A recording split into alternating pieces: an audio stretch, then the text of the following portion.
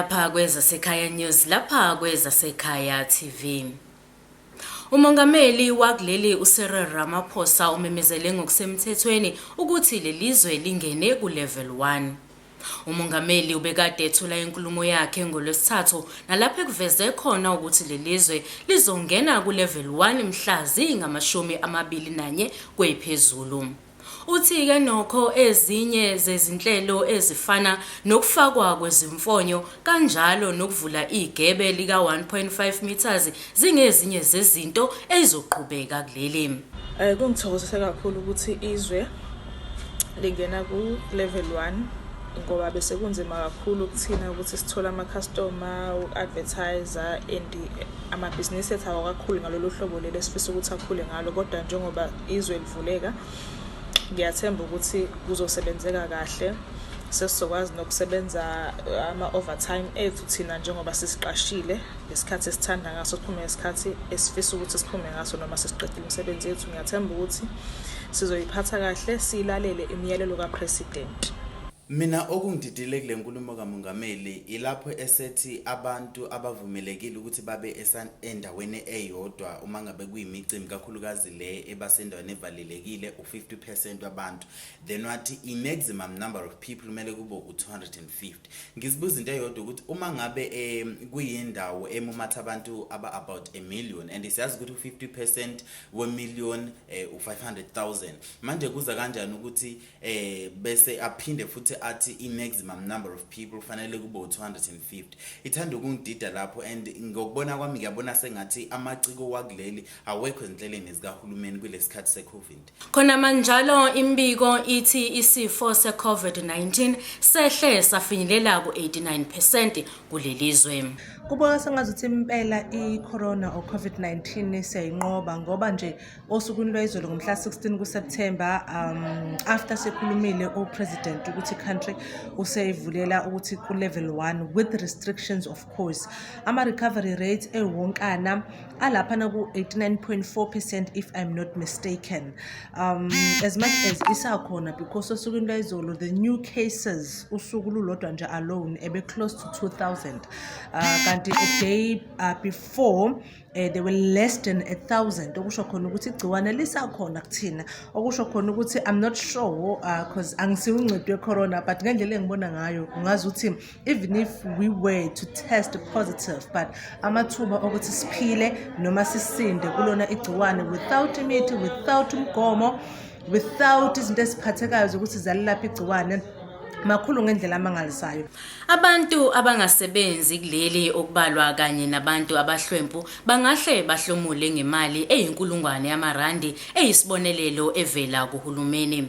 Lokhu kuvezwe ngungqongqoshe wezokuthuthukiswa komphakathi kuzwelonke uLindiwe Zulu nalapho ekuveze khona ukuthi bewumnyango kanjalo nohulumeni basazama ukuhlanganisa amakhanda ukuze kuzame ukuthi kusizwe imindeni eyathinteka ikakhulukazi njengoba lelizwe libhekene nesifo se-COVID-19. I-contribution ka-1,000 rand for abantu laba who have lost imisebenzi yabo due to i-COVID-19 ayikho enough leyo mali leyo, ngoba abanye babo kungenzeka ukuthi bebehola imali engaphezulu ko-1,000 rand. So if bexhaswa ngo-1,000 kusho ukuthi khona izinto abangeke beze bekwazi ukuthi bazenze ebebekade bezenza ngalesikhathi besasebenza. So khona akufani kunongatholi lutho ukuthi baphiwe imali engango-1,000 rand because they will overcome i-poverty, bazokwazi ukuthi belale bedlile nakho konke, but ukukhokhela izikweletu nama-accounts nakho konke okunye. Abantu bakuleli bathi uhulumeni kuningi okusafanele ukuthi makakwenze malungana nokuphasiswa kwensangu kuleli. Lokhu kulandela ukuboshwa komlisa waseNewcastle otholwe nensangu ebalelwa ku2 million ngokwentengo yasemgaqweni.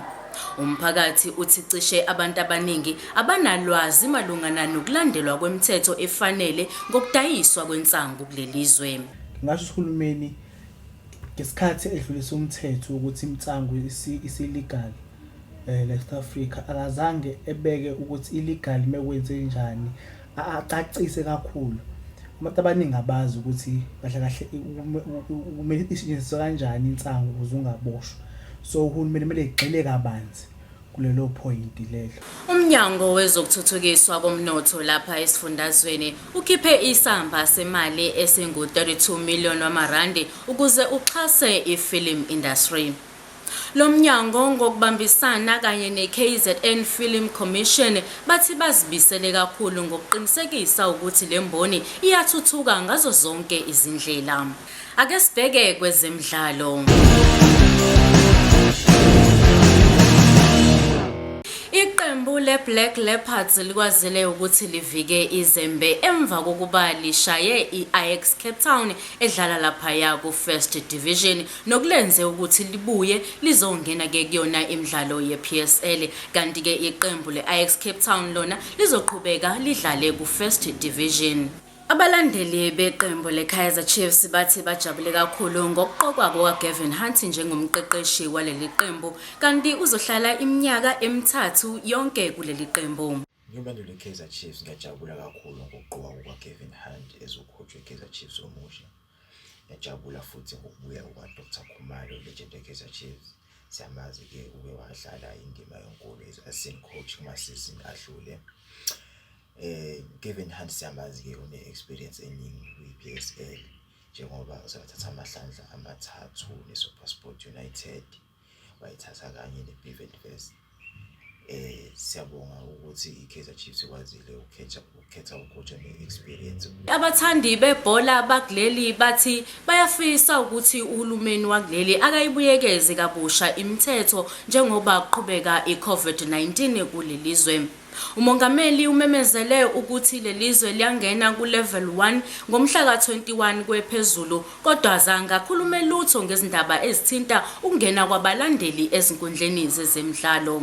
Siyazibeka la izindaba esithi ngezambe phambili kulelisonto. Uma unodaba ofisa ukuthi sikulandelele lona, xhumana nathi kule mininingwano evelayo lapho escreenini sakho njengamanje.